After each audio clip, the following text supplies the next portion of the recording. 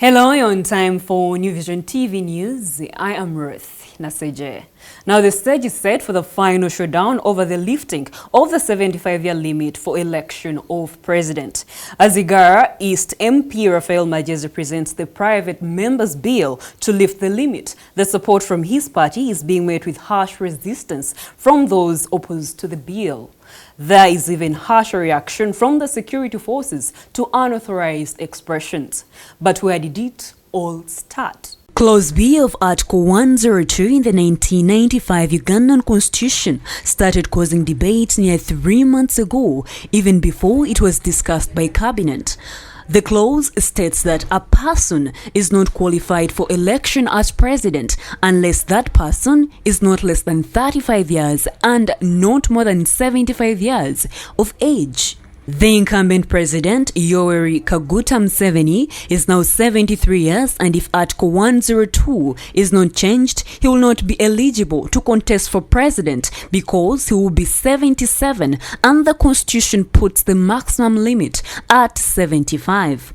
But if Parliament decides to amend this article, then anyone aged 18 years and over 75 will be free to contest for presidency as long as they have A-level qualifications and are registered voters. As the country waits for whichever conclusion after Uganda East MP Raphael Magezi presents the private members' bill to lift the limit, there is going to be mixed reactions from Ugandans, as it has been for close to 4 months now. The opposition politicians have been against the meaning of Article 102B. Many argue that the call for its amendment is to favor President Museveni, who will be eligible to stand again for presidency in 2021. Early July 2017, during the burial of former Kampala Mayor Sebana Kizito in Luweero, Justice Minister Kahinda Otafire said although there was a provision in the Constitution that calls for an amendment, he needed to appoint a committee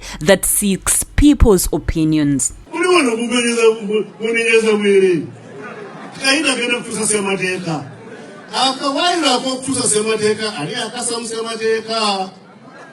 Kahinda semu mwamsemogere waliko mwamlesi waliko umamse umbese wana yaliko akawaira akatuza semateka bakaleta. Months later, on Tuesday, 12 September 2017, some 245 members of parliament from the ruling party at the parliament building resolved to move ahead with a private members' bill to amend the constitution so as to remove age limits for persons seeking to be president of Uganda.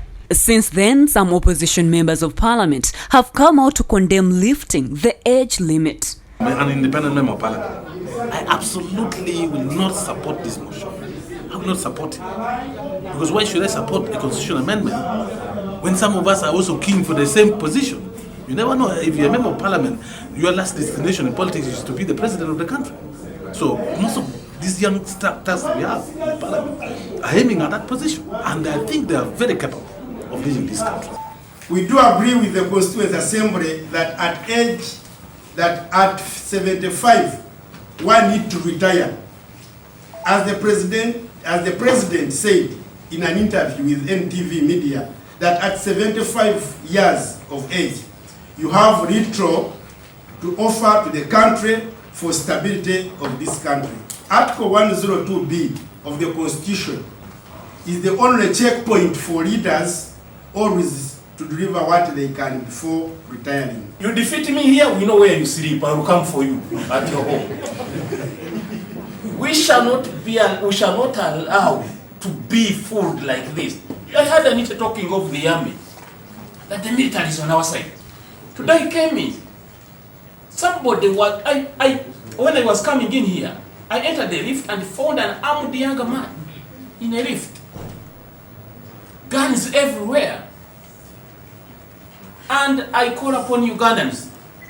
The day this thing will come, we are being told it is likely to come today. If it comes today, we are here. You wait, you are going to see.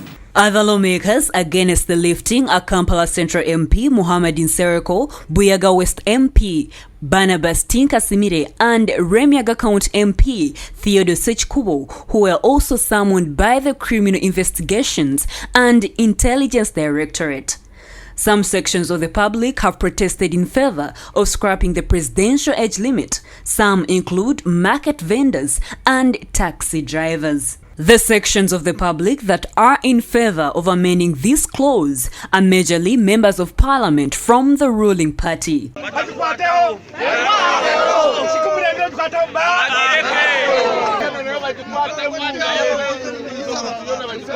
Notably heard and seen MP, State Minister for Investment and Koboko Municipality MP Evelyn Anite, who said her party is in government and they are backed by Maje, which many people believe that she was referring to the support of the army. Religious groups have also drawn into the matter.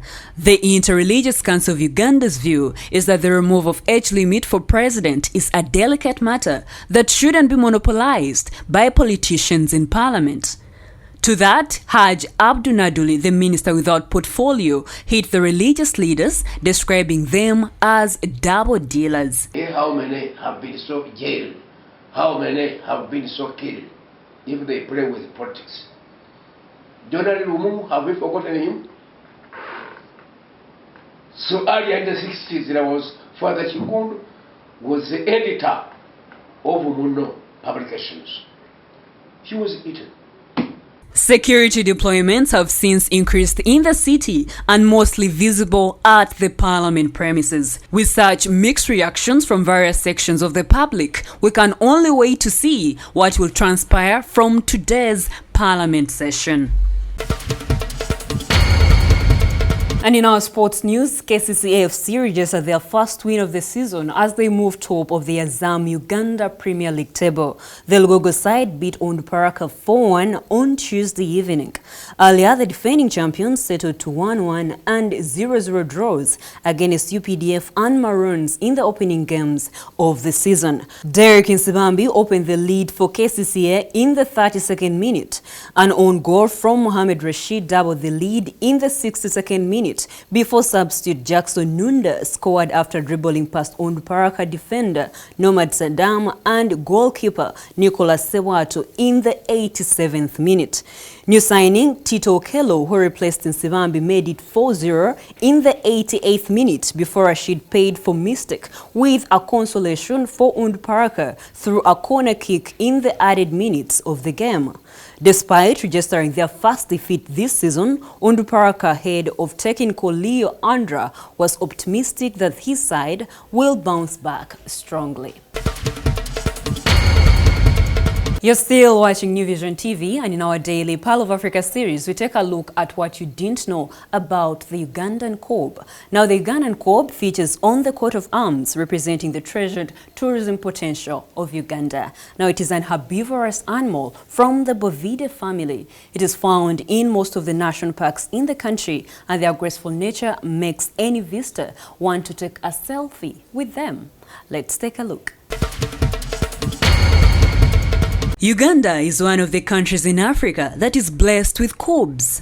These kobs are distributed in various national parks across the country. On our visit to the Uganda Wildlife Education Center, our sight landed on these kobs. They are peaceful animals, I could say. The male ones are always larger than the female. All kobs are herbivorous, which means they feed on grass. Therefore, they graze like the cattle. In Kidepo Valley National Park, you can also find these kobs. Likewise, in Queen Elizabeth National Park, the kobs can be found here. These animals are said to live in the savanna regions. Their predators include animals like lions, hyenas, cheetahs, and wild dogs. For more Pearl of Africa stories, visit our website www.newvision.co.ug. And that's all we had for you. Thank you for watching. Be sure to catch more of your news updates on your mobile phone, on your desktop, on your tablet, and anywhere on the go by visiting our website www.newvision.co.ug. I am Ruth Naseje.